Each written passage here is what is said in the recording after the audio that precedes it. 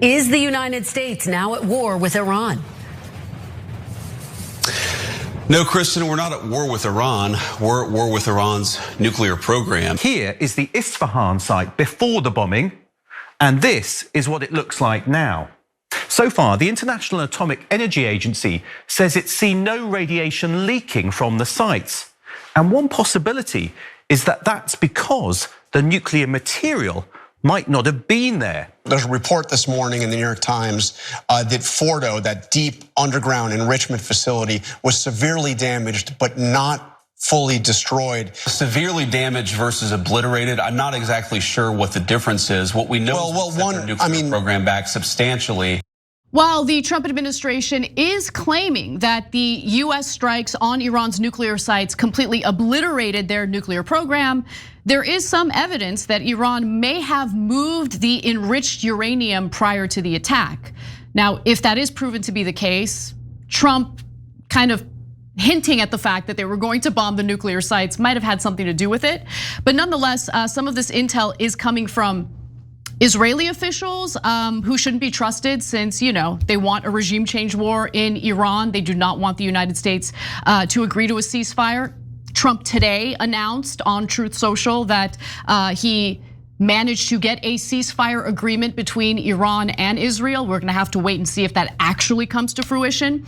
But nonetheless, there is some other evidence that Iran may have moved their enriched uranium. So the 60% enriched fuel had been stored deep inside the Isfahan nuclear facility or nuclear complex. Now, Rafael Mariano Grossi, the Director General of the IAEA, that's the International Atomic Energy Agency, said in an interview with CNN on Sunday that Iran has made no secret that they have protected this material. Asked later in the day whether he meant that the fuel stockpile, which is stored in special casks, small enough to fit in the trunks of about 10 cars, had been moved, he replied, "I do." And there's some additional evidence as well that I want to share with you. So for instance, satellite images released by Maxar Technologies at the tunnels leading into the Fordo Mountain, taken in the days before the American strike, show 16 cargo trucks positioned near an entrance. An analysis by the Open Source Center in London suggested that Iran may have been preparing the site for a strike. Now, Vice President JD Vance weighed in on this when asked about it over the weekend. Let's take a quick look at what he had to say. The UN's atomic energy watchdog said that Iran had 900 pounds of highly enriched uranium. Do we know what has become of that? Was it destroyed in this attack? Do we know? That's a big stockpile. We're gonna work in the coming weeks. Yeah, John, we're gonna work in the coming weeks to ensure that we do something with that fuel. And that's one of the things that we're gonna have conversations with the Iranians about. But what we know, John, is they no longer have the capacity to turn that stockpile of highly enriched uranium to weapons grade uranium. And that was really the goal here. Uranium is not that difficult to come by, John, but enriching uranium up to the point of a nuclear weapon, that is what the president put a stop to last night. So right now you have experts within the Pentagon trying to assess how much damage was actually done to the nuclear sites. But keep in mind, they did use 30,000-pound Buster bunker bombs. And bunker buster bombs. What did I say? Buster bunkers. That's hilarious. Okay, you know what I mean. So those bombs do serious damage, and we're the only ones who have those bombs. So look, I don't know. We're gonna have to wait and see. But I'm worried that this is gonna be used as an excuse to keep goading the United States to go to war with Iran. Yeah, so they want to have it both ways. So on the one hand, they want to say, we obliterated them, we're awesome and strong. On the other hand, they want to say, well, they're not obliterated because we want to keep fighting. So if Israel doesn't use the excuse of, well, they moved some of them, so not good enough, we have to keep going to war, I would be shocked.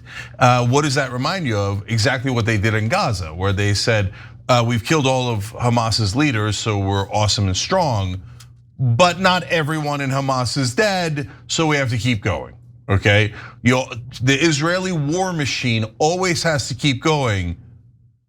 to do self-defense, right? So they always have a new reason to bomb, a new reason to kill, a new reason to take new land, a new reason to topple a nearby country's government, okay? All for self-defense, okay? So no, they're just gonna use it as an, by the way, I don't believe a word coming out of American or Israeli intelligence going forward about whatever uranium they might or might not have left, because I guarantee you it'll be propaganda depending on what they want. In the rare case that this Donald Trump ceasefire holds and the US intelligence and the Trump administration wants you to believe that it's totally obliterated, whether they are or not, they will insist we got rid of all of it, right? That is much less likely. What is much more likely is Israel, and then hence, of course, by definition, America, will then come back around and go, nope, we didn't get it all.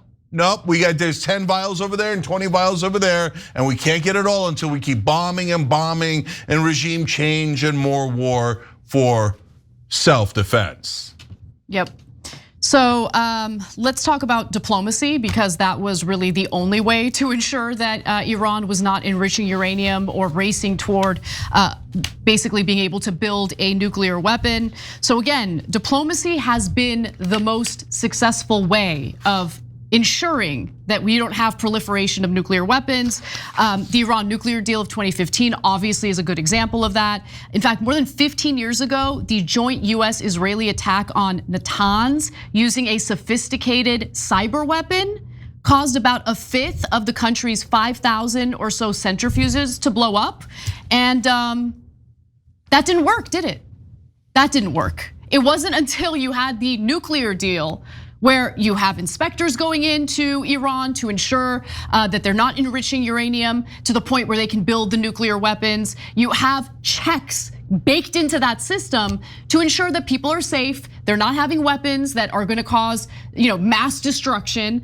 But Trump ripped that up. And if he hadn't ripped that up, we wouldn't find ourselves in the position that this country is in at this current moment. Yeah, so that's so important. And he could have gone back into the deal and just called it the Trump deal, and he could have changed one or two lines and it wouldn't have mattered. And if he wanted to brag about it, that would infuriate me, but I'd say, hey, a lot better than war. Okay, yeah, get back into the deal, right?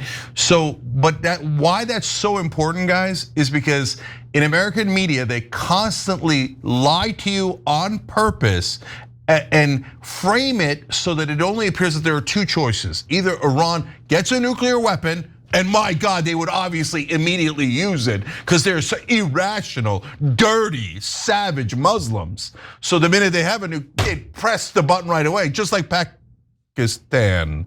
All right, they didn't do it in Pakistan, but it doesn't matter. Dirty Muslims, dirty Muslims. They will definitely get a nuke, and they will definitely nuke us. Except they don't have a nuke. You're goddamn lying. And there's a third choice. So they say either we're gonna get nuked or we're gonna go to war. Or you get into a peace treaty that they were already in where they gave away all their uranium. Right. And they never tell you that option because they want you to go to war, because it's a propaganda machine. They're not doing news. They're doing marketing for the powerful. All right, now somebody wrote in here and I gotta read it. It's one of our members and it's a great point. Member on TYT.com. Wandering Puerto Rican wrote in, wait, they moved the uranium. Doesn't that sound just like they moved the WMD from where we thought they were at? Jesus Christ, the media is spinning the same crap from the Iraq days. Bingo. You remember when Rumsfeld said, oh no, we know where the weapons of mass destruction are. They're to the north and south and east and west of Tikrit. Oops, they were none of those places, and Rumsfeld didn't know. He was lying on behalf of Israel. We had nothing to do with Iraq. They did not attack us. In fact, they were opposed to Al-Qaeda. They were opposed to the people who attacked us, but Israel wanted Iraq toppled, and now they want Iran toppled. Same exact thing, weapons of mass destruction. Oh, we couldn't find them. Oh, they were moved. Now we're doing regime change, and off you go to die and pay for all of our wars. But okay, Trump claims there's a ceasefire, and this is all gonna be that Israel gets to bomb them for 24 more hours, kill as many civilians as they like, do any bombing they like because they're above the law. No international law applies to the great, beloved, moral Israel. They can violate every law, every convention. They can murder as many civilians as they like, but they're the most moral army doing self-defense, right? So, okay, let's see what happens after the 24 hours. But I would be shocked if Netanyahu didn't grab Trump like this and just yank him right back into the war. And Trump, being an idiot and a sucker, will be like, oh, I'm gonna be strong, Netanyahu. You know why he did the bombing? He saw on Fox News that they were bragging about what a brilliant and strong mission Israel had done in bombing Iran. And that moron was like, oh, I could be more brilliant and stronger. I could bomb Iran too. And they had wall-to-wall propaganda on Fox News because they know the moron only watches Fox News. Yeah. So it's gonna be so easy to hoodwink that orange buffoon into a further war, but maybe I'm wrong. I hope you are. I hope I'm wrong. I hope what he announced today is actually true and that both parties actually follow through with the alleged ceasefire. I want to be proven wrong so badly. But honestly, so far, I haven't been proven wrong. Everything I predicted ended up coming true. Adam Sosnick, the guy who threw the tampon at me as we were debating, the reason why he did it is because I predicted accurately that the United States would get dragged into this war, that we would pay for the bombs. By the way, you think Israel paid for those bunker buster bombs? I think we spent 60 billion total for those bombs. That's a good question. I'll have to look that up. No one's asking how much those bombs cost. No. For Israel, Israel first. Okay, so that's what all MAGA said, right? Israel first. We'll wait. America 28th. Every time you ring the bell below, an angel gets his wings. Totally not true, but it does keep you updated on our live shows.